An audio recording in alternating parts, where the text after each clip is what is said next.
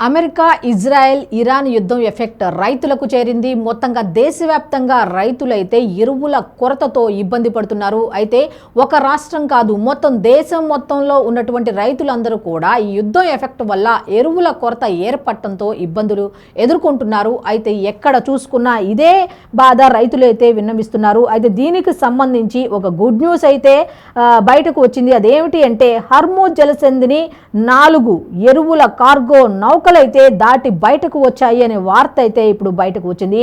కృష్ణపట్నం, కాకినాడ, పరదీప్, ముండ్రా పోర్టులకు అయితే అవి రానున్నాయి అన్నట్టుగా తెలుస్తుంది.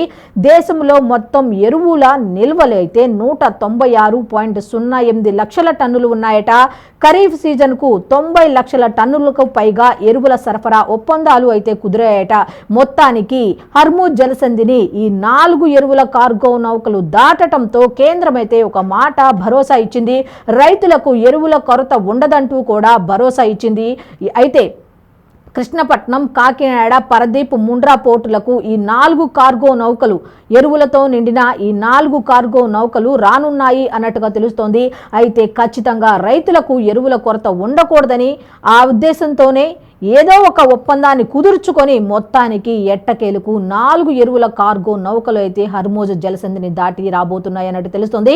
రైతులకు ఇది గుడ్ న్యూస్ గా చెప్పొచ్చు. కేంద్రం కూడా ఒక భరోసా అయితే ఇస్తుంది. రైతులు ఎవరు ఆందోళన చెందొద్దు అన్నట్టుగా రైతులకు ఎరువుల కొరత ఉండదు అంటూ కూడా హామీ ఇస్తోంది.